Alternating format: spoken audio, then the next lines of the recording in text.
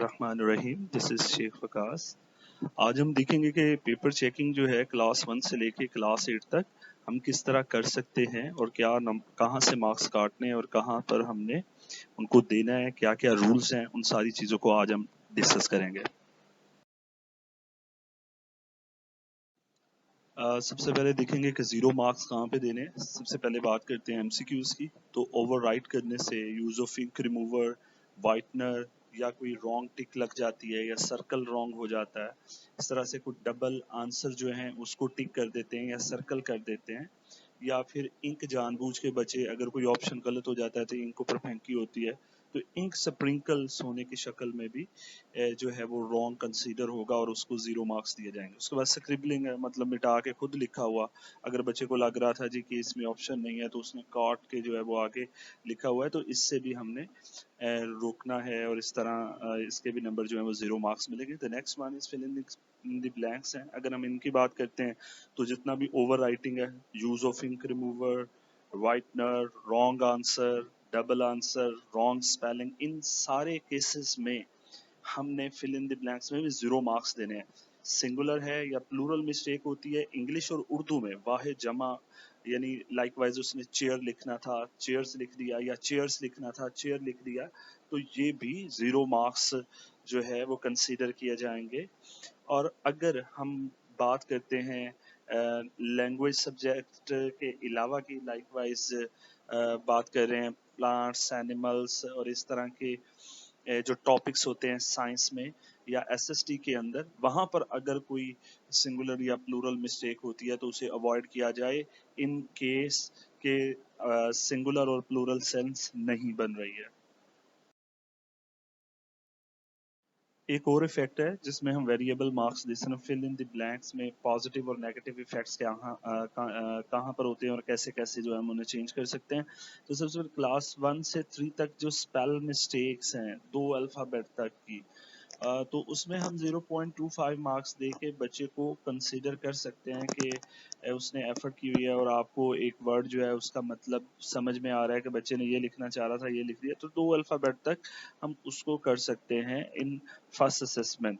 तो उसमें बच्चों को गाइड करने के लिए, प्रॉपर चीज़ें समझाने के लिए, इस तरह क्लास 4 से 8 तक अगर दो अल्फ़ाबेट कहीं आगे पीछे करके लिख दिए हुए हैं तो वहाँ पर आपने अगर एक मार्क है तो उसमें से 0.5 मार्क्स डिडक्ट कर लेने हैं फर्स्ट असेसमेंट के लिए। सिर्फ ये है कि next one fill in the blanks है। तो नेगेटिव इफेक्ट्स क्या हैं, तो अगर दो अल्फ़ाबेट हैं मिस्टेकनली वो कहीं आगे पीछे हो गए हुए हैं तो उसके भी जीरो मार्क्स जो हैं वो देंगे अगर उनकी सेंस चेंज हो गई है।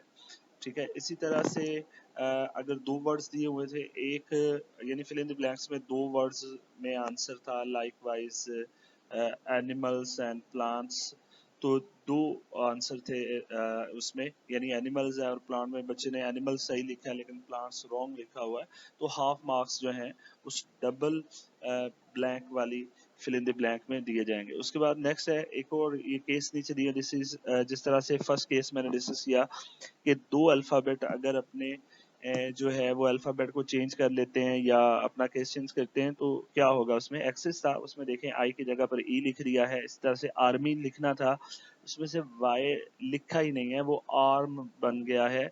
तो यहाँ पर वर्ड ना लिखने की वजह से किसी और वर्ड में चेंज हो गया, तो एट दैट सेंटेंस क्या होगा, ये fill in the blanks marks जो हैं वो जीरो मार्क्स मिलेंगे क्योंकि यहाँ पर सेंस ही मुकम्मल तौर पर चेंज हो चुकी है। इसी तरह नीचे अगर देखते हैं, बच्चे ने नो लिखना था लेकिन उसने ऑन लिख दिया है, एन को रिप्लेस कर दिया ओ, लेकिन नो अपनी जगह पर वर्ड है और ऑन एक अपनी जगह पर वर्ड है, तो यहाँ पर जो है वो सेंस चेंज होने पर फिर से जो है अपना जो मार्क्स हैं वो डिडक्ट होंगे और जीरो मार्क्स काउंट किए जाएंगे। नेक्स्ट है डायग्राम के मार्क्स।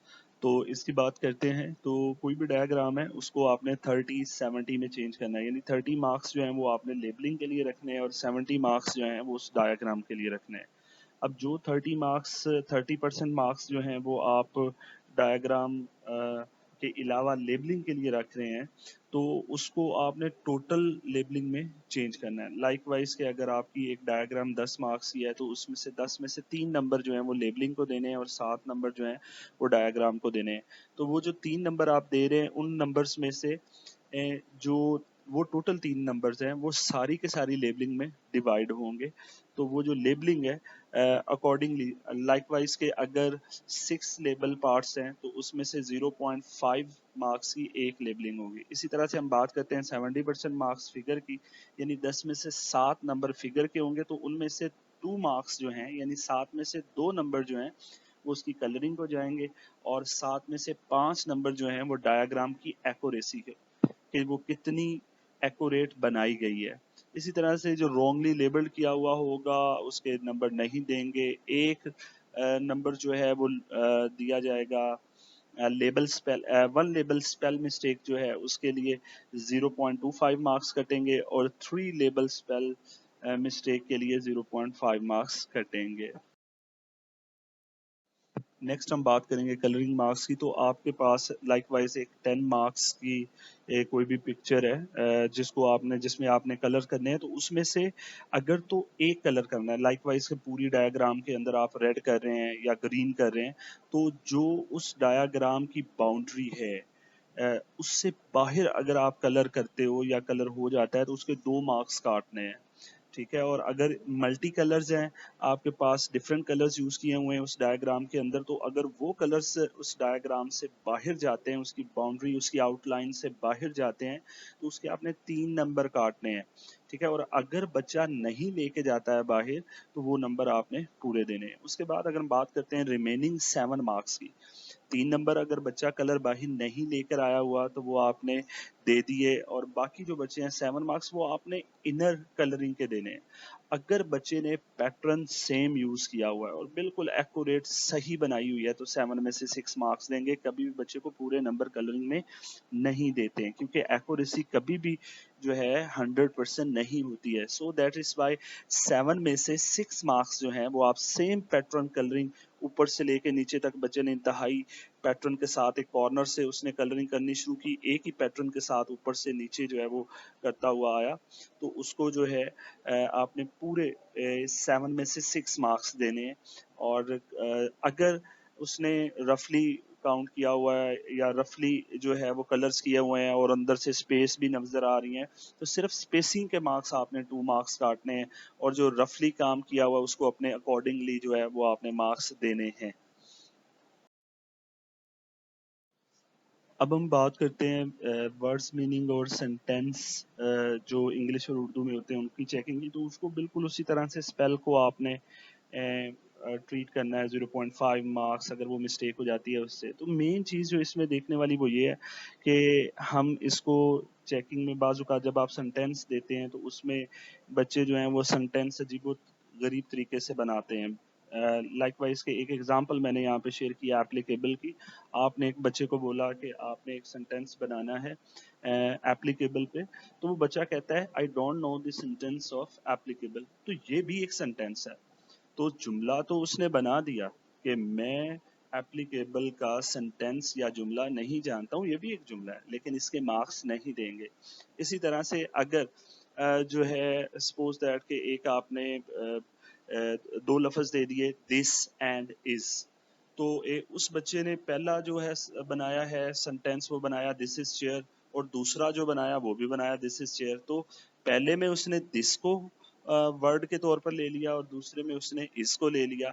अगर वो एक ही सेंटेंस को दो मुख्तलिफ सेंटेंसेस को बनाने के लिए, वर्ड सेंटेंसेस को बनाने के लिए इस्तेमाल करता है, तो पहले वाले सेंटेंस के तो मार्क्स मिलेंगे लेकिन सेकंड वाले के मार्क्स नहीं देंगे, क्योंकि सेंटेंस वर्ड सेंटेंस के अंदर आपने बच्चों को यही बताना है कि बच्चों के अंदर क्रिएटिविटी आए और वो एक वर्ड के चाहे वो आगे जो है वो इस्तेमाल हो रहा है या नहीं हो रहा, लेकिन बच्चा अपनी क्रिएटिविटी से लिखे। तो सो इसका ख्याल रखना है। शॉर्ट क्वेश्चंस में सिर्फ 0.25 मार्क्स काटे जाएंगे एक मिस्टेक के। अगर एक मिस्टेक बार बार रिपीट हो रही है, सेम वर्ड जो है वो उसकी मिस्टेक रिपीट हो रही है, लाइकवाइज के एक शॉर्ट क्वेश्चन के अंदर चेयर जो है वो बच्चे ने 4 दफ़ा लिखा और 4 दफ़ा वो गलत था, तो एक दफ़ा मिस्टेक काउंट होगी, यानी सिर्फ 0.25 मार्क्स काटे जाएंगे। इसी तरह से आगे अगर हम ग्रामर मिस्टेक की बात करते हैं, तो अगर बच्चे ने कंसेप्चुअल लिखा हुआ है तो आप उसकी ग्रामर मिस्टेक जो है उसके मार्क्स नहीं काटेंगे। इस तरह से वन वर्ड क्वेश्चन है, तो उसमें अगर वन वर्ड आंसर है, एक शॉर्ट क्वेश्चन था उसका जवाब जो है आंसर जो है वो एक ही वर्ड में आ रहा है, तो अगर वो स्पेल मिस्टेक है तो उसके हाफ मार्क्स काटे जाएंगे। उसके बाद डायग्रामेटिक क्वेश्चन है तो उसको डायग्राम्स के मुताबिक ट्रीट किया जाएगा, जो ऊपर रूल्स अभी हमने डिस्कस किए हैं। और उसके बाद अगर एग्जाम्पल है तो उसके साथ, अगर कोई शॉर्ट क्वेश्चन है उसके साथ एग्जाम्पल थी तो बच्चे ने नहीं दी तो 0.5 मार्क्स काटे जाएंगे। इसी तरह से सिर्फ अगर एग्जाम्पल पूछी गई है तो बच्चे ने एग्जाम्पल नहीं दी तो 0 मार्क्स है, और एग्जाम्पल दी है तो उसके कंप्लीट मार्क्स दिए जाएंगे। इसको देखेंगे। अगर हम बात करते हैं लॉन्ग क्वेश्चन की, तो लॉन्ग क्वेश्चंस के में सारे रूल्स वही होंगे जो कि हमने शॉर्ट क्वेश्चंस के अंदर देखे हैं। और इसमें बस ये देखना है कि अगर लॉन्ग क्वेश्चन है उसके साथ आपने डायग्राम बनानी है, ग्राफ है, पेडिग्री है, या कुछ भी जो बच्चों को आपने सिखाना है कि किस तरह से जो है अपना लॉन्ग क्वेश्चन लिखना है, तो उसमें जो भी डायग्राम, ग्राफ या पेडिग्री है, इसके मार्क्स आपने 1/4 रखने हैं। यानी कि अगर 4 मार्क्स का क्वेश्चन है तो डायग्राम का 1 नंबर होगा, एक ग्राफ का होगा और एक पेडिग्री का होगा। तो डायग्राम मैटिक क्वेश्चन है तो उसके उसी तरह से डायग्राम्स के जो रूल हैं वही होंगे। और अगर जो है वो बच्चे ने डेट गलत लिख दिया है, रॉन्ग नेम लिख दिया है, रॉन्ग रेफरेंस दे दिया हुआ है, जो मेन जो है वो बॉडी होते हैं क्वेश्चन के अंदर, लॉन्ग क्वेश्चन के अंदर, तो उस हर मिस्टेक के 0.25 नहीं बल्कि 0.5 मार्क्स आपने डिडक्ट करने। इसी तरह लॉन्ग क्वेश्चन कोई भी है जो कि अपना कंप्रीहेंसिव होता है, उसमें 70% जो है आपने मेन थीम के लिए नंबर रखने हैं और 30% मार्क्स जो हैं वो लीडिंग थीम के लिए। यानी अगर 10 नंबर का क्वेश्चन है तो उसमें से आपने 7 मार्क्स जो हैं वो मेन थीम में डिस्ट्रीब्यूट करने हैं, और जो रिमेनिंग 3 मार्क्स हैं वो आपने जो है वो लीडिंग थीम जो है वो उसके लिए रखने हैं। इन केस ऑफ मैथ, अगर हम बच्चों को एंगल्स बनवाते हैं और एंगल्स का डिफरेंस जो है वो 0.5 डिग्री से ज़्यादा हो तो वो एंगल रॉन्ग कंसिडर होगा और आपने 0 मार्क्स देने हैं। उसके बाद अगर बच्चे जो हैं वो कोई आंसर वगैरह निकालते हैं तो उसमें यूनिट्स मिस कर देते हैं या यूनिट्स रॉन्ग लिख देते हैं, तो उसके 0.5 मार्क्स आपने काटने होते हैं। उसके बाद आ जाता है कि अगर कोई 5 स्टेप का क्वेश्चन है और उसका आखिरी स्टेप रॉन्ग है और पीछे से 4 स्टेप जो हैं वो बच्चे ने बिल्कुल ठीक किए हुए हैं, तो उसका सिर्फ आपने 1 नंबर ही काटना है, बाकी 4 स्टेप्स के मार्क्स उसको देने हैं। उसके बाद आ जाता है एडिशन, सब्सट्रैक्शन, मल्टीप्लिकेशन या डिवीजन है। इनमें से किसी भी स्टेप पे कोई गलती होती है या उनके आंसर में कोई एक डिजिट भी रॉन्ग आता है तो उसके मार्क्स 0 दिए जाएंगे। यहाँ पर कोई भी रिलैक्सेशन नहीं होगी। उस तरह से, इसी तरह से रॉन्ग फार्मूला था, आंसर बच्चे ने सही निकाला है, उसको सॉल्व करके ऊपर बस फार्मूला लिखते वक्त सॉल्यूशन जो है उसने सही किया है, जो सॉल्व किया बिल्कुल सही किया है उसने, लेकिन ऊपर जो फार्मूला था वहाँ पर कहीं उससे आर मिस हो गया या एल मिस हो गया या फिर इस तरह की चीज़ हुई, तो वहाँ पर उसने किया तो उसके हाफ मार्क्स देंगे क्लास 1 से 3 तक, और क्लास 4 से 8 तक के तमाम बच्चों को जो है वो 0 मार्क्स दिए जाएंगे।